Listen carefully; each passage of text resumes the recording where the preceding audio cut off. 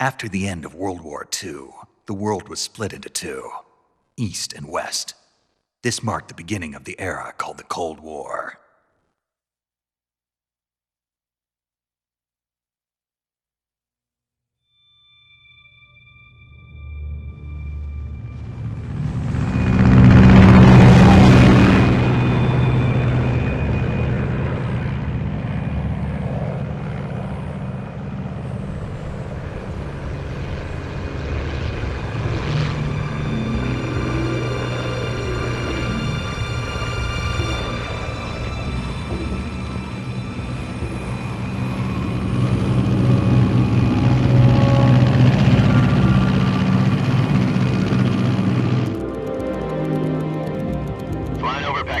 Altitude 30,000 feet. Approaching Soviet airspace. 20 minutes to drop off. Commencing internal depressurization. Equipment check. Arm main parachute. All right. You ready to go? Drop zone still showing a high pressure mass. Cav okay. Good. We've got high visibility.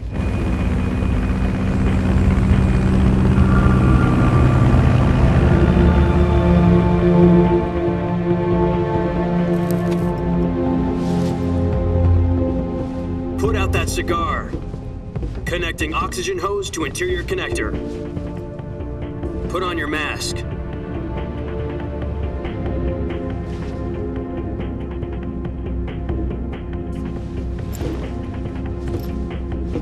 Does this panty waste know what he's doing? Approaching release point. 10 minutes to drop off. Hey, are you deaf? He said put out the cigar and put on your mask.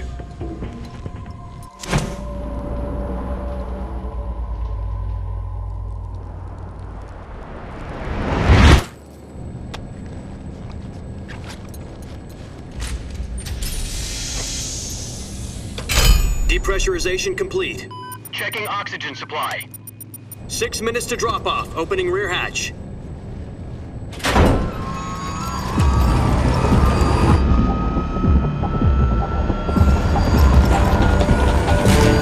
Sunrise.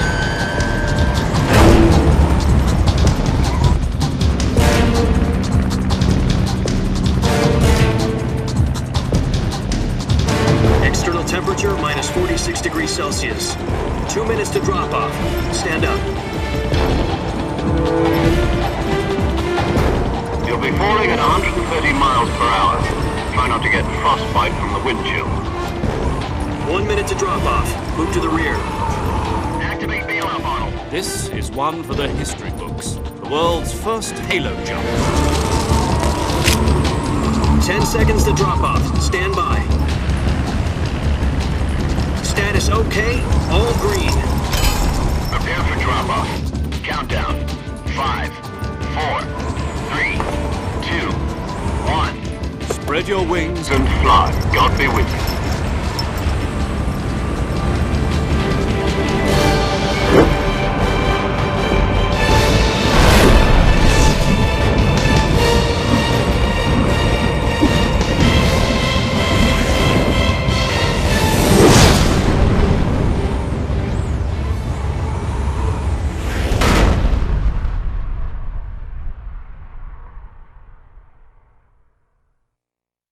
Jack, I've got some important news. The head of the CIA has finally given us the green light for the virtuous mission. Virtual mission? No, the virtuous mission. The future of our Fox unit depends on it. If it succeeds, we'll be officially organized into a unit. Virtuous mission? Sounds like some kind of initiation ritual. You know, don't get cocky. This isn't a training op. Right. So what exactly is this wonderful mission?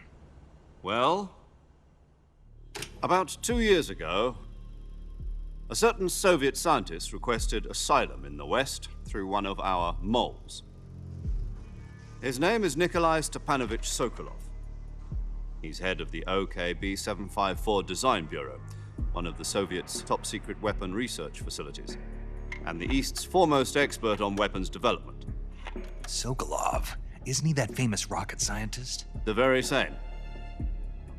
On April the 12th, 1961, the Soviets achieved the first manned spaceflight in history. The Earth was blue, but there was no God. Well spoken.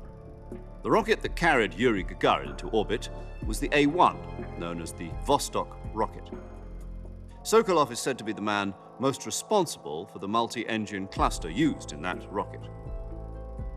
After Gagarin's flight, Sokolov left rocket development to become the head of the newly established Design Bureau. From a lowly technician to head of a design bureau, that's quite a success story, so why'd he want to defect? It seems he'd become afraid of his own creations. Afraid? Call it a crisis of conscience. And for that, he left his country and his family behind and went over the fence? Not exactly. One of his conditions was that his family was also to be taken safely to the west. We used a mole to get the family out first and succeeded in sneaking Sokolov over the Berlin Wall shortly afterwards. I was the one who conducted the operation. The security on the eastern side was still full of holes back then. Then what? We got Sokolov over in one piece, but the whole ordeal had left him exhausted, and we checked him into a hospital in West Berlin. It took him 2 weeks and more than 600 miles to get from the research facility in the Soviet Union to Berlin. He was in no condition to say anything coherent. And it was only a week later that we had something much bigger on our hands. The Cuban Missile Crisis. October the 16th, 1962, President Kennedy received word that the Soviets were in the process of deploying intermediate-range ballistic missiles in Cuba. The President demanded that the Soviets dismantle and remove the missiles. At the same time, he announced a naval blockade to prevent further missile shipments from reaching Cuba. But the Soviets didn't back down, instead placing their armed forces on secondary alert. Soviet transport ships carrying missiles continued on course towards Cuba.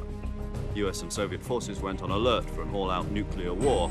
Frantic negotiations were conducted through the UN's Emergency Security Council and unofficial channels to end the hair-trigger standoff. Finally, on October the 28th, the Soviet Union agreed to remove its missiles from Cuba, and so the world avoided a nuclear holocaust. But in order to get the Soviets to pull their missiles out, we had to make a deal. You mean the one where the US agreed to remove its IRBMs from Turkey? No. The Jupiter IRBMs deployed in Turkey were obsolete, and we were going to get rid of them anyway. They had no strategic value whatsoever to either the US or the Russians. The Turkey deal was a ruse, a cover story that was fed to the other intelligence agencies around the world. So what did the Russians really want? Sokolov. They wanted us to return Sokolov. You mean the Soviets pulled out of Cuba just to get their hands on Sokolov? That's right. What the hell was he working on? At the time, we had no idea. We were running out of time. It was either give up Sokolov or risk full-scale nuclear war. In the end, we had no choice. President Kennedy gave in to Khrushchev's demand. The next day, I got Sokolov out of the hospital, handing him over to agents on the eastern side. Sokolov kept on screaming, "Save me," until he disappeared from my sight. Then a month ago, we received some new information from one of our moles. About Sokolov? Yes. He was taken back to the research facility and forced to continue working on the weapon in question under KGB supervision. What's more, it's on the verge of completion. So what kind of weapon is it? Something to do with space rockets? No, missiles. Same technology. I guess you're right. We don't know the details, but it appears to be a new kind of nuclear device. For half a year now, the Soviets have been conducting frequent nuclear tests at Semipalatinsk. Something to do with the weapon, I assume. We're talking about a secret weapon so big that Khrushchev was ready to pull out of Cuba to get it back. Is Sokolov still in the facility? No. According to our intelligence, he's in Selinoyarsk, a place in the mountains about 3 miles to the west that's known as the Virgin Cliffs. The Virgin Cliffs. Nice name for a virtuous mission. They moved him there just recently. Why? Apparently, they're conducting a field test of the weapon, but it's our best chance to get him back. This mission would never have been possible if he was still in the research facility. This is our last chance. Sokolov must have known that too when he contacted us.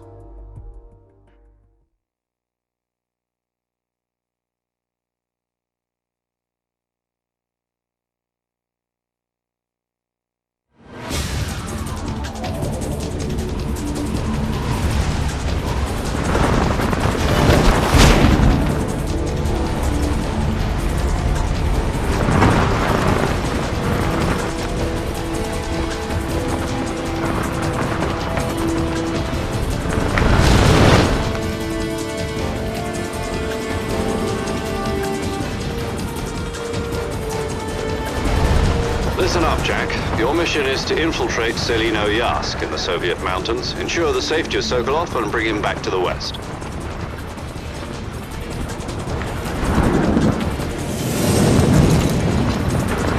If we don't get Sokolov back before that weapon is complete, we'll be facing a major crisis. The clock is ticking.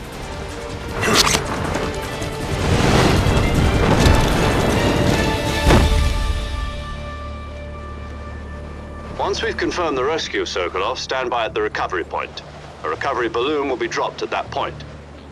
Helium will be pumped into the balloon to inflate it. The process takes about 20 minutes. Once it's complete, the gunship's arm will latch onto the balloon and pull it up. The Fulton surface-to-air recovery system. I'm familiar with the theory. Take it easy. It's been combat-proven. Do you think Sokolov is up to it? The shock will be less than during a parachute jump, and the arm can handle up to 500 pounds. So you're planning on going over the border in a single combat Talon? She's equipped with two 6-barrel 20mm Vulcan cannons, as well as two 40mm machine guns. Sounds like she could hold her own against a battalion of tanks. Even with the fuel in the reserve tank, we're facing a 4-hour time limit. If all goes well, it shouldn't take more than a few hours. Home in time for dinner.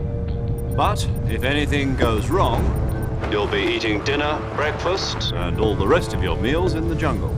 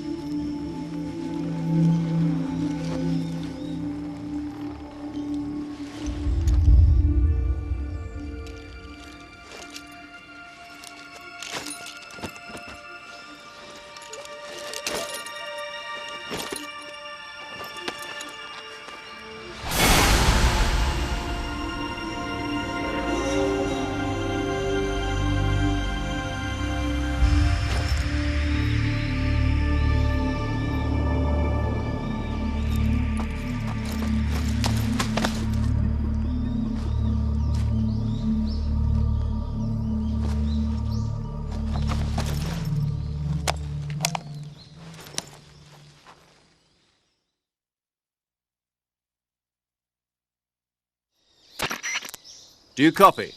You're already in enemy territory, and somebody might be listening in.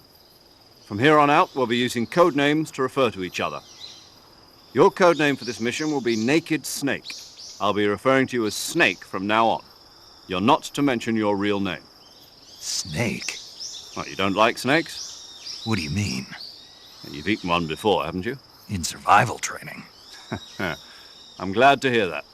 I don't know if I'd ever order one in a restaurant, but... Be careful, you might not have a choice. What about you, Major? What should I call you? Let's see. I'll be Tom. Call me Major Tom. This will be a sneaking mission. You must not be seen by the enemy. You must leave no trace of your presence. Is that clear? This kind of infiltration is the Fox unit's speciality. In other words, weapons and equipment are procured on site. That goes for food as well. You're completely naked, just as your name implies. Great. Now I see why you asked me if I like snakes. I suppose calling me Snake was your idea of a joke, too.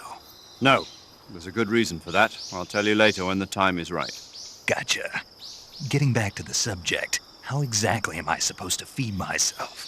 You've been issued a knife and a tranquilizer gun. Use them to hunt for food. You'll also find some medical supplies in your backpack. Yeah, about the backpack. I lost it in a tree on the way down. I see. Well, you'd better go back and get it then. You know where it is? No problem. I can see it from here. It's stuck on a branch. To climb a tree, stand in front of a tree that's covered in ivy and press the action button. I'll be monitoring your progress over the radio. We can't risk violating Soviet airspace, but I'll be in the gunship. My frequency is 140.85. I'll give you a call if I need to talk to you. If you need to talk to me, use the send function. Okay, Snake, go get your backpack.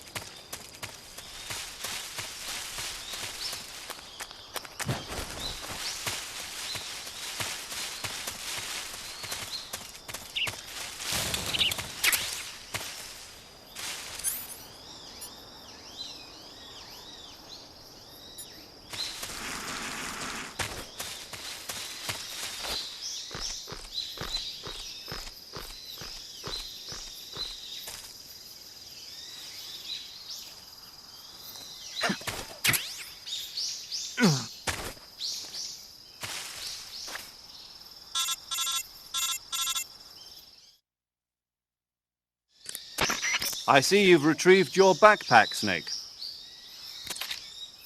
To equip a weapon, it's necessary to take it out of your backpack. In the survival viewer, choose Weapon from the backpack. Your available weapons will be displayed in a window in the upper left. From that list, choose the weapon you want to equip and press the Enter button. For other equipped items, just do the same thing from Item. Got it. Use the survival viewer backpack. Yep, that's right. Survival is fundamental to this mission. After you've been out in the field for a while, your stamina will start to drop. If your stamina gets too low, it'll affect your performance. You won't be able to shoot accurately, for example, and your wounds won't heal as smoothly. Keep an eye on your stamina so you don't run out. To recover lost stamina, you can hunt for local flora and fauna. You can use either your tranquilizer gun or your knife to hunt. My only weapon is a Mark 22 Hush Puppy tranquilizer gun? That's right. It's been fitted with its own suppressor. However, the suppressor will deteriorate every time you fire. Once its durability reaches 0, the noise suppression effect will be gone. So don't get too trigger-happy with it. The suppressor's durability is shown in the icon. Any weapons and equipment beyond what you're carrying now, you'll have to find as you go. I have to find my own weapons and equipment? Whose crazy idea was this anyway? Solo covert actions are standard Fox operating procedure. You can't leave any traces of your presence. No weapons, equipment, footprints, sweat, or bodily waste. The same goes for bullets and cartridges, too. Your presence in enemy territory is already a violation of international conventions of warfare. There aren't supposed to be any American soldiers in Russia. It could spark an international incident. You can't let anyone see you. You can't let the enemy know you're there. This is a stealth mission. You're a ghost, Snake, in every sense of the word. And there'll be no rescue if you're captured. The military and US government will deny any involvement in the affair. Then I'll just have to take care of myself, huh? I'm afraid so. You've been given a fake death pill for that purpose. SIS guidelines stipulate that soldiers on covert ops like this one be issued a potassium cyanide capsule. Tape it to your body so you can take it when you need to. How generous of you. Use it if you're taken prisoner by the enemy. It'll send you into a state of false death for a short time. Fooling them into thinking that I'm really dead. So, how do I come back to life? Just take the revival pill. You mean that thing they put in my tooth before the mission? That's the one. But be careful. If you remain in a state of false death for too long, nothing will be able to bring you back. Remember that. I'll keep it in mind. You said this was a solo mission, right? Right. I guess that means I can't count on any reinforcements. Correct. The mission rests entirely in your hands. A real one-man army. Relax. There's a support team ready to back you up over the radio. Who? I'll introduce them to you. This time, survival is of utmost importance. The first member of the support team will be in charge of monitoring your physical condition, acting as a medic, so to speak, as well as recording your mission data. She's a member of Fox as well, and she's here on the gunship with me. She? Hello, Snake. I'm paramedic. Nice to meet you. Paramedic. As in a medic who comes in by parachute. Aren't you going to tell me your real name? Are you going to tell me yours, Mr. Snake? My name, huh? It's John Doe. And they call you Jack for short. You're a regular Captain Nemo. A name means nothing on the battlefield. After a week, no one has a name. What's your name? Jane Doe. Very funny. I wasn't joking, but I'll tell you my name only if you manage to make it back alive. My frequency is 145.73. She's also in charge of recording your mission data. Whenever you want to save, send a message over the reserved save frequency, 140.96. So saving lets me record my mission data. That's right. It also records the state of your health. Good to know. There's one more person I want to introduce you to, Snake. Huh? Speaking of snakes, you remember the boss, don't you? A legendary soldier and your mentor. Actually, it was the boss that got the DCI's authorization in the first place. She's going to be serving as Fox's mission advisor. The boss is? She also helped me plan this mission. She and I were at SAS together. Jack, is that you? How many years has it been? Boss? That's right. It's me. Oh. Talk to me. Let me hear your voice. It's been 5 years, 72 days, and 18 hours. You've lost weight. You can tell just by the sound of my voice. Of course I can. I know all about you. Really? Well, I don't know anything about you. What's that supposed to mean? Why'd you disappear on me all of a sudden? I was on a top-secret mission. You didn't need me anymore. But there were still so many things I wanted you to teach me. No, I taught you everything you needed to know about fighting techniques. I taught you all I could. The rest you needed to learn on your own. Techniques, sure. But what about how to think like a soldier? How to think like a soldier? I can't teach you that. A soldier needs to be strong in spirit, body, and technique. And the only thing you can learn from someone else is technique. In fact, technique doesn't even matter. What's most important is spirit. Spirit and body are like two sides of a single coin. They're the same thing. I can't teach you how to think. You'll just have to figure it out for yourself. Listen to me, Jack. Just because soldiers are on the same side right now doesn't mean they always will be. Having personal feelings about your comrades is one of the worst sins you can commit. Politics determine who you face on the battlefield. And politics are a living thing. They change along with the times. Yesterday's good might be tomorrow's evil. Is that why you abandoned me? No, it had nothing to do with you. I already told you, Jack. I was on a top-secret mission. A soldier has to follow whatever orders he's given. It's not his place to question why. But you're looking for a reason to fight. You're a natural-born fighter, but you're not quite a soldier. A soldier is a political tool, nothing more. That's doubly true if he's a career soldier. Right and wrong have no place in his mission. He has no enemies and no friends. Only the mission. You follow the orders you're given. That's what being a soldier is. I do whatever I have to get the job done. I don't think about politics. That's not the same thing. Sooner or later, your conscience is going to bother you. In the end, you have to choose whether you're going to live as a soldier or just another man with a gun. There's a saying in the Orient, loyalty to the end. Do you know what it means? Being patriotic. It means devoting yourself to your country. I follow the president and the top brass. I'm ready to die for them if necessary. The president and the top brass won't be there forever. Once their terms are up, others will take their place. I follow the will of the leader, no matter who's in charge. People aren't the ones who dictate the missions. Then who does? The times. People's values change over time, and so do the leaders of a country. So there's no such thing as an enemy in absolute terms. The enemies we fight are only enemies in relative terms, constantly changing with the times. As long as we have loyalty to the end, there's no point in believing in anything, even in those we love. And that's the way a soldier's supposed to think? The only thing we can believe in with absolute certainty is the mission, Jack. All right, but do me a favor. What is it? Call me Snake. Snake. Oh, right. Your code name is Snake. It suits you well. That's right. The legendary unit that the boss put together during World War II was a snake. The Cobra unit, a group of heroes that brought the war to an end and saved the world. As long as you've got a legendary hero backing you up, you'll be fine. Isn't that right, Snake? Yeah, I can't think of anyone else I'd rather have with me. Oh, and one more thing, boss. Yes? It's good to hear your voice again. Same here. After all, who knows if either of us will make it out alive? Snake, you are always best at urban warfare and infiltrating buildings.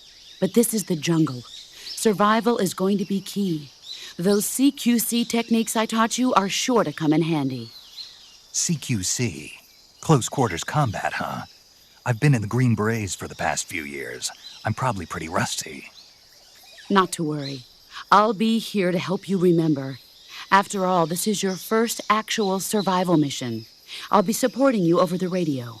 Where are you, boss? Next to the Major? The boss is communicating with us by radio from aboard a Permit-class submarine in the Arctic Ocean. My frequency is 141.80. Call me if you need my advice on battle techniques. Gotcha. Your mission is to retrieve Dr. Sokolov. Dr. Sokolov is being held in an abandoned factory located to the north of your current position. Avoid heavy combat and don't let anyone see you. Don't forget that this is a stealth mission.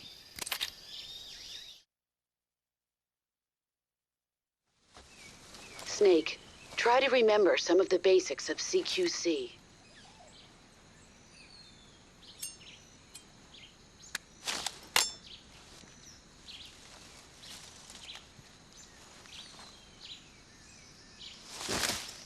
Commencing virtuous mission now.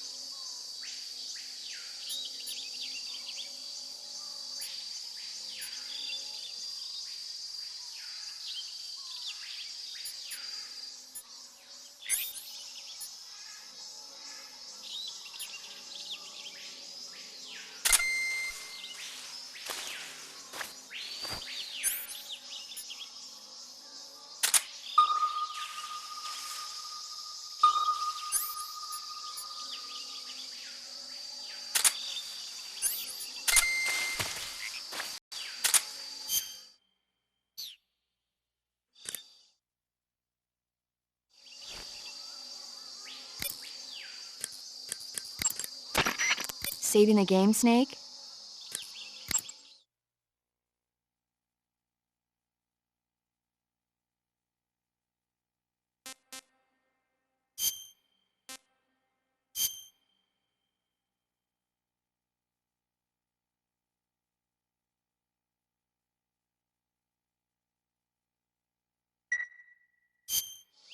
Hey, Snake, you ever heard of Godzilla, King of Monsters?